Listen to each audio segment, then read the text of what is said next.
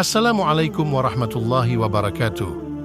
Kembali lagi di channel Islamic Center, kajian seputaran Islam dan menelusuri sahabat-sahabat baginda Nabiullah Rasulullah Sallallahu Alaihi Wasallam. Di video kali ini kita membahas salah satu sahabat Rasulullah Sallallahu Alaihi Wasallam yang bernama Tufail bin Amr ad-Dawsi. Jangan lupa like, komen, share jika video ini bermanfaat, dan jangan lupa klik tombol subscribe dan nyalakan notifikasi lonceng agar dapat video terbaru dari kami.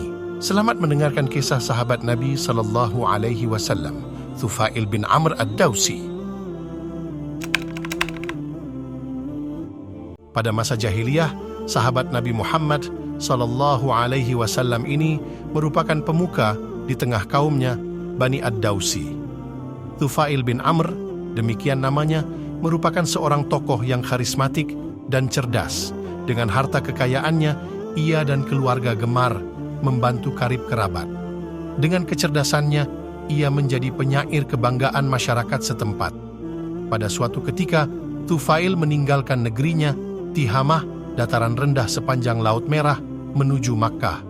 Waktu itu, pertentangan antara Rasulullah Sallallahu Alaihi Wasallam dengan kafir Quraisy semakin nyata.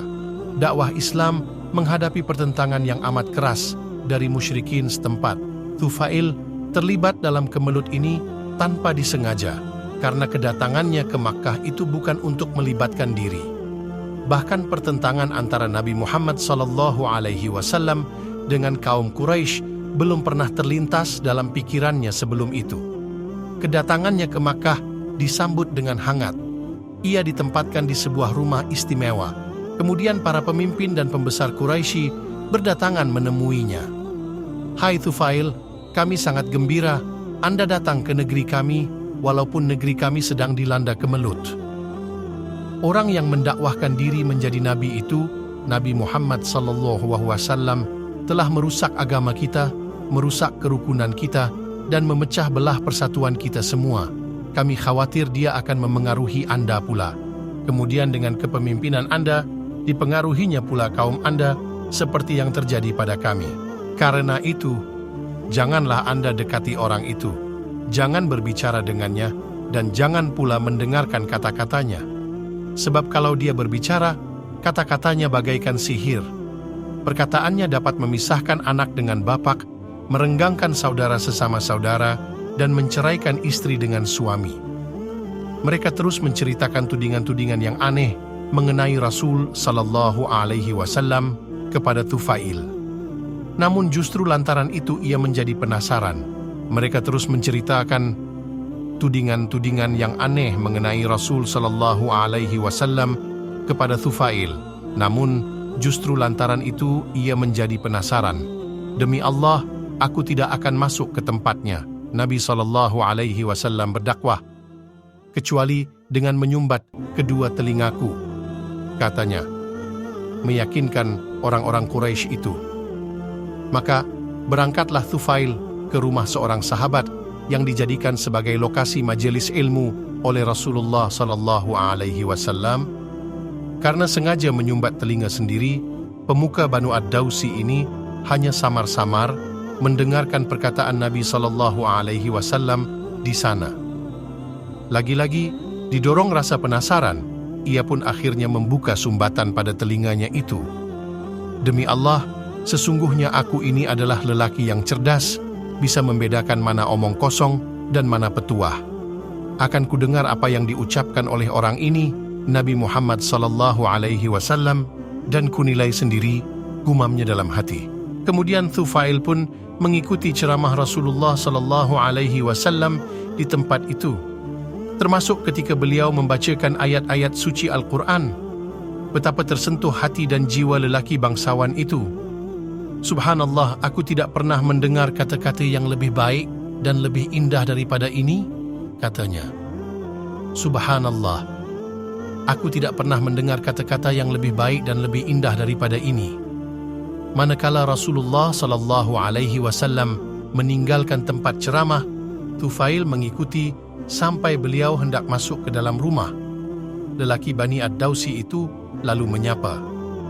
Usai memperkenalkan diri, ia berkata, "Wahai Muhammad, sesungguhnya kaummu telah datang kepadaku dan berkata yang buruk-buruk tentangmu begini dan begini.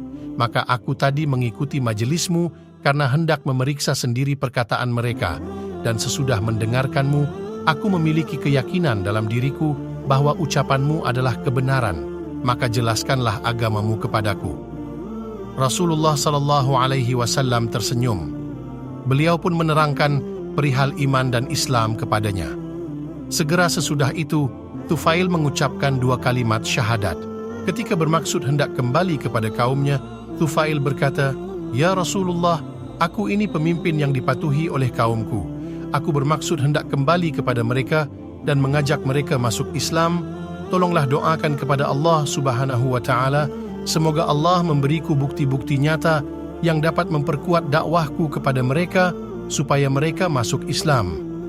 Rasulullah SAW pun segera berdoa agar Tufail dijadikan baginya tanda supaya kaumnya semakin percaya kepada Tufail. Di tengah perjalanan pulang, keluarlah suatu cahaya di antara kedua mata Tufail seperti lampu. Tufail berdoa, "Ya Allah, pindahkanlah cahaya ini ke tempat lain, karena kalau cahaya ini terletak di antara kedua mataku, aku khawatir kalau kaumku menyangka mataku telah kena sihir lantaran meninggalkan agama berhala." Dengan izin Allah Subhanahu wa Ta'ala, cahaya itu dipindahkan ke ujung tongkatnya bagaikan sebuah kandil tergantung. Setelah berada di tengah-tengah kaumnya, yang pertama-tama mendatanginya adalah bapaknya sendiri. Ia sudah berusia lanjut. Ketika Tufail menawarkan Islam kepada bapak dan istrinya, mereka mau mengikuti ajaran Islam.